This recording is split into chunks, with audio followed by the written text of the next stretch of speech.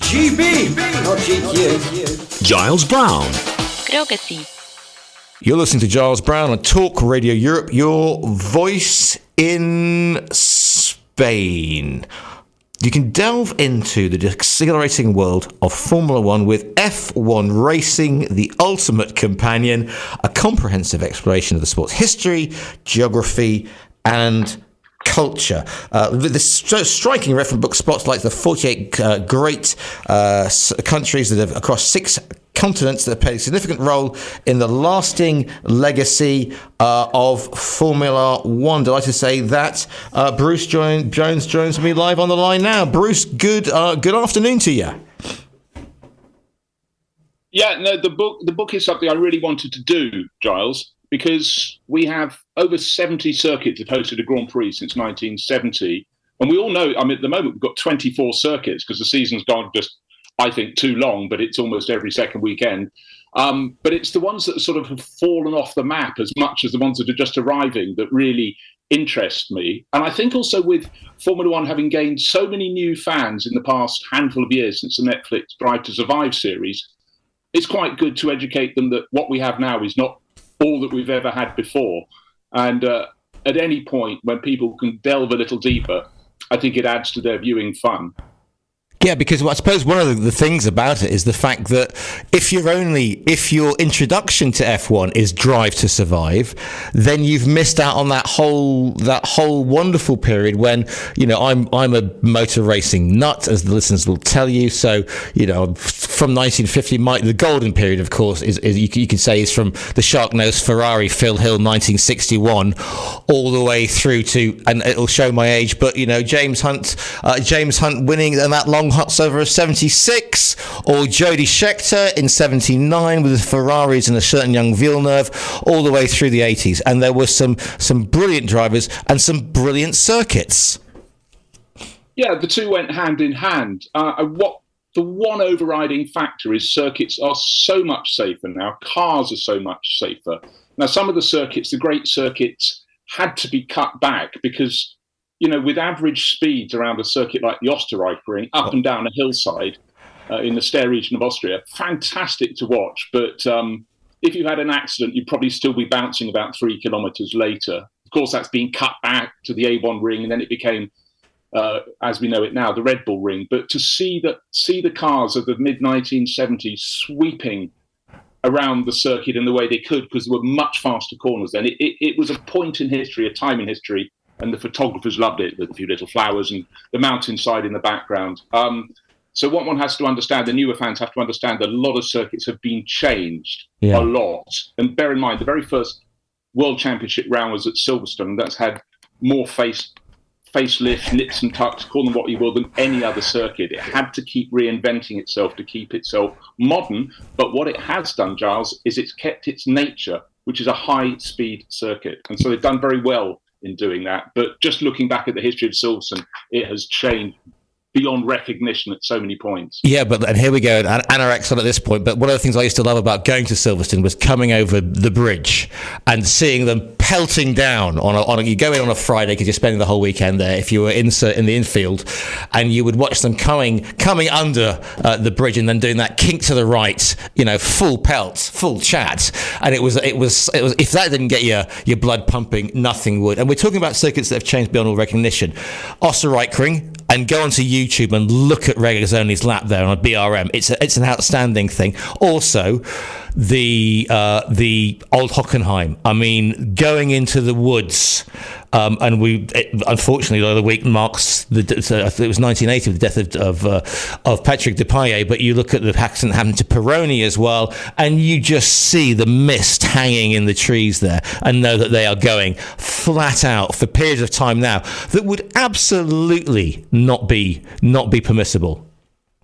Yeah, no, entirely. You know, at the time, I mean, because the Nürburgring Nordschleife was such an amazing circuit, people were wary about leaving it. Then Niki Lauda had his accident in 1976, and they went, right, we're going to Hockenheim. And people really thought, oh, this is so dull in comparison to the sort of nearly 15 miles up and down the Eiffel Forest that Nürburgring could provide. However, I grew to love the place because once they left the stadium section and headed off and eventually put the chicanes in as well. But I mean, you were just basically heading off flat out through the forest. I do miss it. So I still think that the Hockenheim's quite a good circuit now, but what they wanted to do was make it safer, but more importantly, from the organisers' point of view, get the cars coming past the grandstands. Yeah.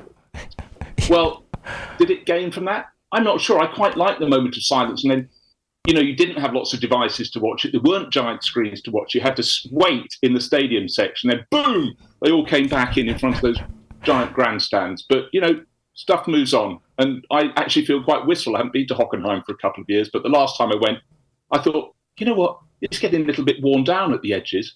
But it would be great to have a race there again. In fact, you know what? It'd be rather great to have a German Grand Prix, one feels, and a French. We've lost both of those, which seems absolutely unbelievable. Talking about unbelievable circuits, French Grand Prix. France has had some stonking Grand Prix. We won't talk about the Le Mans Bugatti circuit because that doesn't really count in mine. They should have done the full Le Mans. That was 67. But if you're looking for circuits, Reims was a hell of a circuit. And is it the pits are still standing, aren't they, or the grandstands? Is it Reims or Rouen they're still standing?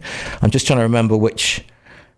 It's one of the two, isn't it? It's one of the two. I think it's Reims that the pits are still standing since 1961, and then you've got Clermont-Ferrand, which is the you see. There's pictures of Emerson Fittipaldi in the Lotus, the JPS Lotus with the fat tyres, and there's just there's a rock face on his right hand side. Well, it is. You're inside an old volcanic crater. And it is one of my favourite circuits. I got to drive it once. I went down to the Beaujolais around a ridiculous event where you went down to pick up some wine and bring it back the day they launched Beaujolais Nouveau. But instead of resting before coming back, we headed over to Clermont-Ferrand, piled around it for several laps in our road cars. Fantastic. Knackered the brakes a bit. Yeah. But of course, Jack Brabham, of course, always accustomed to a little bit of gamesmanship, used to hook his wheels wide over the edge where you had these sharp stones. He'd either fire them back to try and cars behind might pick up a puncture, or maybe driver would get one on the head. But it is one of those circuits you can drive to now. You can drive up and take a look at it. And I tell you what, if you do, you must think, oh my word, they really had Grand Prix cars here. Yes, they did. Fantastic. Talking of things, Spa. I mean, the mother, the Master Kink. The Master Kink, Pedro Rodriguez, flat out in the drying one part, crinking, absolutely chucking it down the other, and you just think there is a part. And if you see the film Grand Prix, the 1966 film, that's the Master Kink, and you just think, as we say in these parts, cojones of steel to go through that circuit. Oh look, I mean, even from the moment where the current circuit turns right at the top of the hill at Les Combes, to go over the crest and then arc down to the left, and then that long right-hand corner into the neighbouring valley, and then at the bottom of which you would get the Master Kink. After that, you go towards Stavelot, there was a lightly banked corner, then it was just a run through trees, mind-bendingly fast. But I had a laugh many moons ago. I was doing something for Sky Formula One, and I went to record a piece out on the old circuit, sent it in, quite pleased with it, and someone sent back saying, no, we wanted it on the circuit. You're just on a public road. And I thought, oh, give me strength. Yeah, I just remember. Reims is the one where they have the circuit. The grandstands are still standing because Rouen the sweepers where it goes all the way down. And Jerry Burrell, who was the F2 driver who should have made it into F1, but he was actually killed at Rouen. But David Purley, who did that again, another F1 ace, famously said that the only way he could go down the sweeps at Rouen because they were so fast, a sort of left right all the way down a hill, and they're hair bend at the bottom of it was because he was an ex-paratrooper, by using the paratroopers thing of screaming into his helmet as he went down. Yeah, and that wasn't even the scariest circuit at that part of the world, because a little further north was almost on the French-Belgian border was a circuit called Chimay, using public roads that also David Purley said he had to use that trick for. Super fast. But I mean, what we forget is that so many circuits work just on public roads. So what they weren't was smooth, that was for sure. What they weren't was also safe. And again, Rouen-Les Essarts is an astonishing circuit. If you're driving to Le Mans, you go within about a kilometre of it. But if you can, to pull off and take a look and go down the descent where Fangio used to be getting sideways in his Maserati 250F on the way down towards the Nouveau hairpin, it does you good, I think, whatever your age, to take a look at circuits and understand how things have come on. And yet we look back at circuits like the Nürburgring in 1984 when Formula One started looking at it again, and everyone's going, oh my word, the cars are so small, the grandstands are so far back. But you go there now and it's a perfectly good circuit. I was there a couple of weekends ago and I still really like it. You sit up high in the main grandstand, look out over the Eiffel Forest, see which way the storms are coming in from. But we just had to realise that the world was changing. We couldn't all have high-speed circuits with immovable objects for the drivers to hit. Of course, cars are so much safer now. I mean, some drivers certainly wouldn't have survived had they raced the way that some of the races have been in the last decade or so, but they know they're pretty indestructible in their cocoons, and that's a good thing. I mean, what's the thing, when you go to a motor race, it says on the inside of your pass on the lanyard, motor racing is dangerous. And for an awful long time, there was a body of people who thought that it should always remain so. I mean, Jackie Stewart was lambasted for introducing safety manners.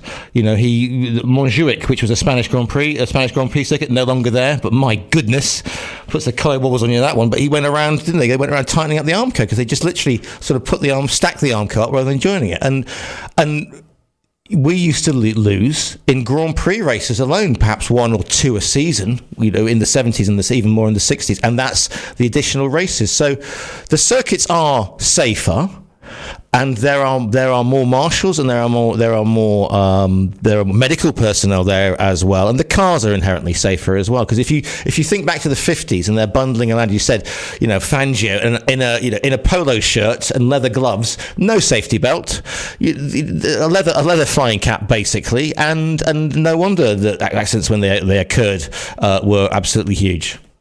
Yeah, I think the only one who was probably safe in the early 1950s, in the days when their heads and shoulders stuck out, was Jose Froilan Gonzalez. He was so large, he was wedged in the car. The Pampas Bull, of course, was they wanted to be thrown clear in case of an accident. It might seem counterculture, but they didn't want to be left where all the fuel was. And of course, fuel tanks were rather more friable back then. And so getting out the car was what they required. It seemed mad, but then, of course, by the time that cars changed shape, the engines went behind the shoulders, the cars became like those little cigar tubes of the early 60s.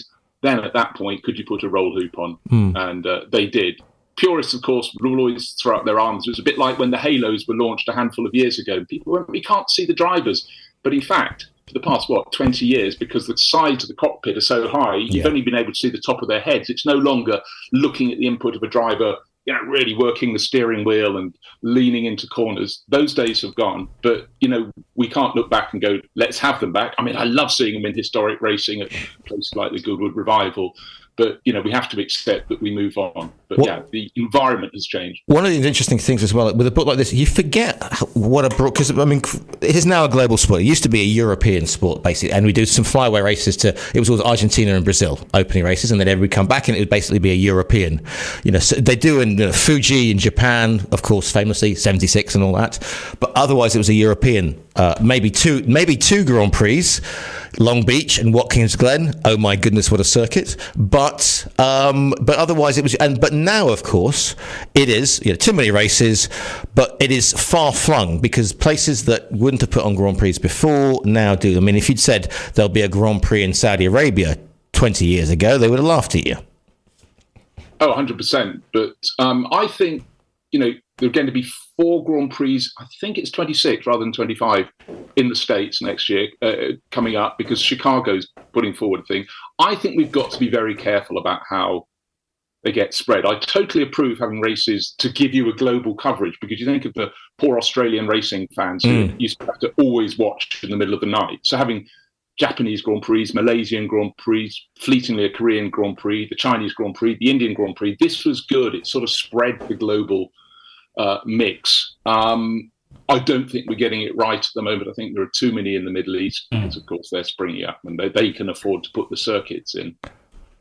But I suppose the races in the Middle East do at least provide somewhere that's partway between European viewing market and the Far Eastern viewing market. But what I crave to come our way, I mean, Las Vegas made a big splash last year. They got a lot of things wrong, but they got a lot of things right. They put it in front of the people.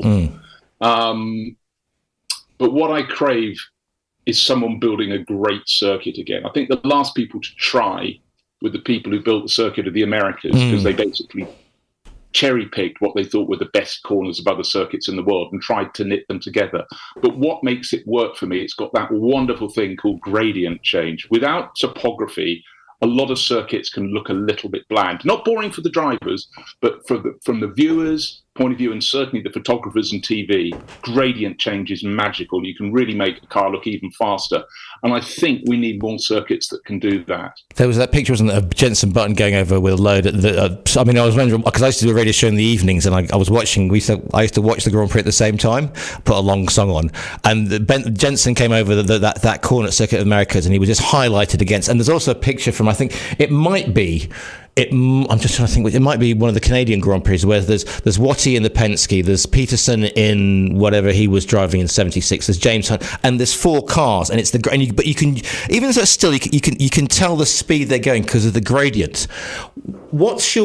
Can I just address the 600-pound gorilla revving itself in the corner? The current love of street circuits. Here we are in Spain. We're about to see a sort of hybrid street stroke park circuits. I mean, a street circuit is a street circuit is a street circuit, and as you said, we want flat out racing on circuits purely. Yeah, and I think Giles, you look back to street circuits, as you say, in the 1970s, and coming through Casino Square, nobody wasn't sideways. It was really dynamic, and the road surface was bumpy, and manhole covers would disturb the cars, but in those days didn't tend to get sucked out. I think it seems counterculture. You almost need the cars to be worse, but what you need them to do, in terms of handling, you need them to be lighter. They're so big and so heavy now. People throw up their hands and say, we should never go back to Monaco.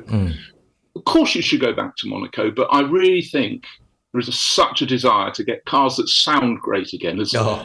People I know keep campaigning to get the V10 engine back. Yes. We could go down that little rabbit hole if we choose, but I think it's about noise, and it's about cars looking as though there's an element of jeopardy. Because the handling is so fantastic now, races aren't sorted out by someone making a mistake.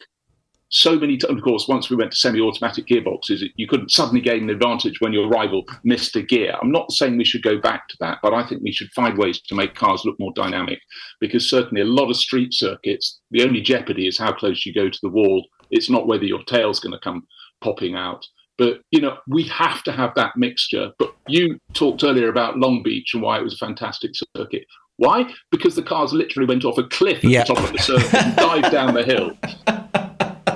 And also, back to gradient change. Yeah, exactly. And also, just quickly, because I know we haven't got an awful lot of time, but highlighting the countries. I mean, there is a tremendous amount of it's a global sport, isn't it? I mean, we have drivers from every conceivable country. We have a Grand Prix, San Marino, Luxembourg, ones we haven't heard of. And I will never forget the surprise stroke pride when the Venezuelan national anthem played across, because Maldonado had actually put it across the line first place. And that's perhaps the great thing, that it is an international sport, and you get these, all countries take, and especially in the 50s and 60s, because cars were basically painted before sponsorship in the colours of their country.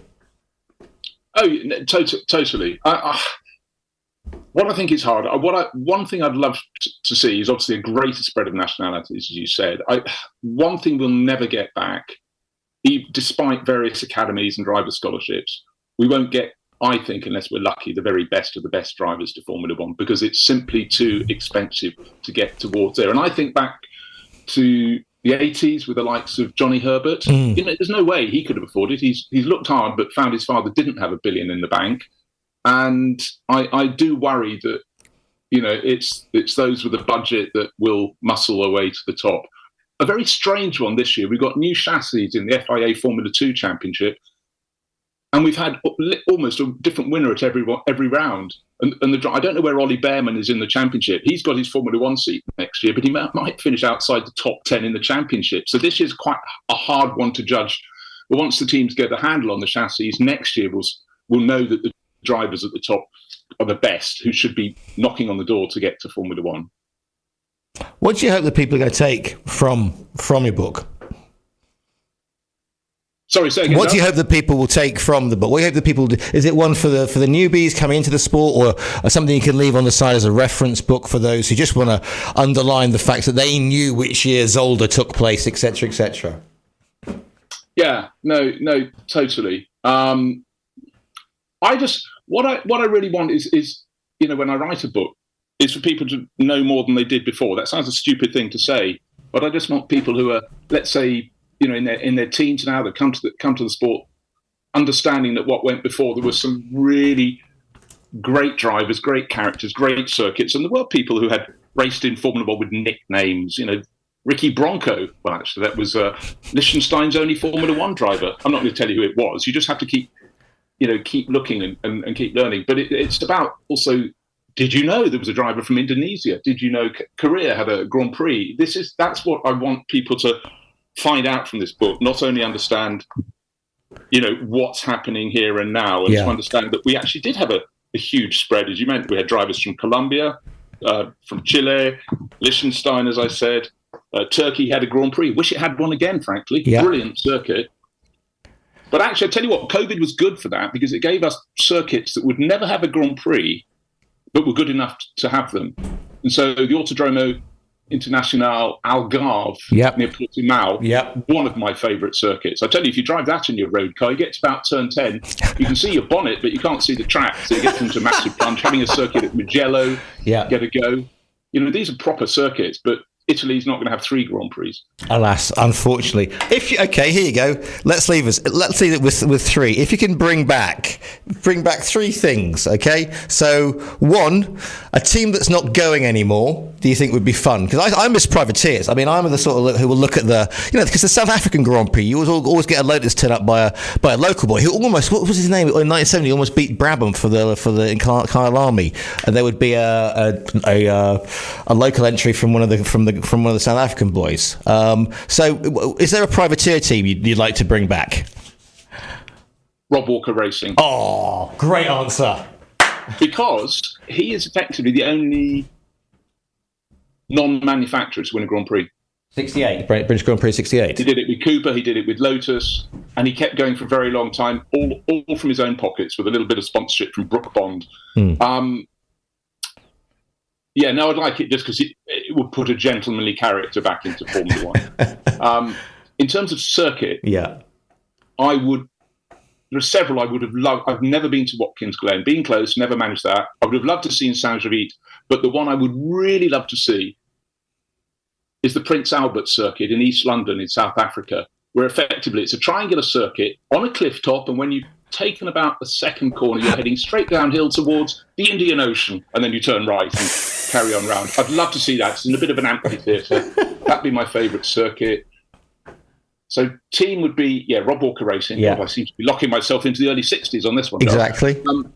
That circuit, and what else would I like to have? What was the third ingredient? Just bring back a driver from the past, and you can't pick James Hunt for a start, because that's everybody's default answer tends to be I'd love to see James Hunt. You can't use Senna either or Villeneuve, because they're the default. Which character would you like to see back? If I could have it in terms of being entertaining drivers, they'd both be drivers from a time where you could put a car sideways, and they were king of that. Tom Price and Ronnie Peterson from the 1970s. Yeah. But in terms of a character, I'd love to have back. I'm just trying to think of people I most enjoyed working with my time in Formula One. I would suggest Rubens Barrichello, because he is one of the nicest people you could ever meet. Very, very quick, but just a very human face, always travels with his family. So I'd go for Rubens on that one. Brilliant. If people want to find out more about you or about the book, Bruce, where should they go? I've always said no year is complete without a visit to Spa-Francorchamps, because one of the things about that is you can walk around almost the entirety of the circuit and quite a lot of points.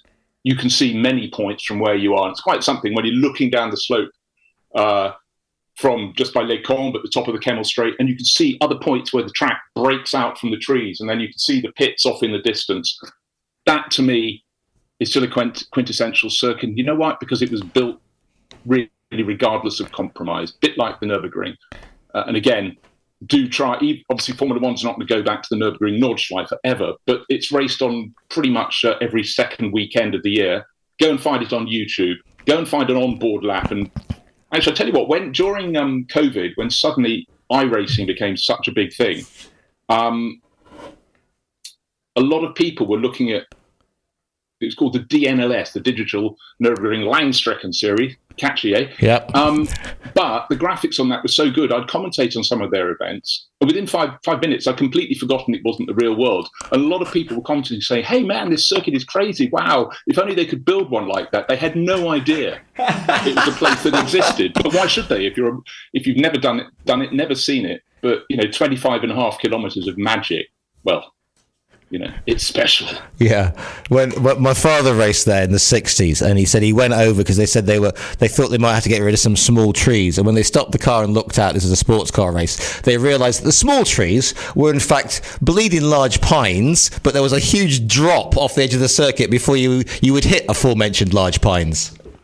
Yes. It's moments like that you realise there's modern safety and there's the safety of the day. And the other circuit that really struck me about that, I'm trying to think which driver had someone like Brian Redmond had a huge track coming back up the hill from the bottom of the Rouen Les Essarts. There's a fastest left, but if you go over the barriers as he did, there's a sort of ravine on the other side. It's a long way down. Did he end up in the car park? Wasn't that the way they've got pictures of him literally sitting in the car park with it in the car? Yeah. But actually, I'll tell you, there's also funny circuits. I landed once at an airfield. I was flying out to the Austrian Grand Prix, and I suddenly realised I'd landed on the Zeltwig airfield circuit. It's a military airfield. We went in a small plane. I thought, this is 1964, Lorenzo Bandini. Yeah, brilliant stuff. The book is called F1 Racing, The Ultimate Companion, a comprehensive exploration of the sport's history, geography and culture. It's by Bruce Jones, who's speaking to you today. Bruce, we can order the book, by the way, from our own virtual bookstore. Bruce, it's been an absolute pleasure to speak to you today. Thanks very much, Giles. Pleasure is on my half.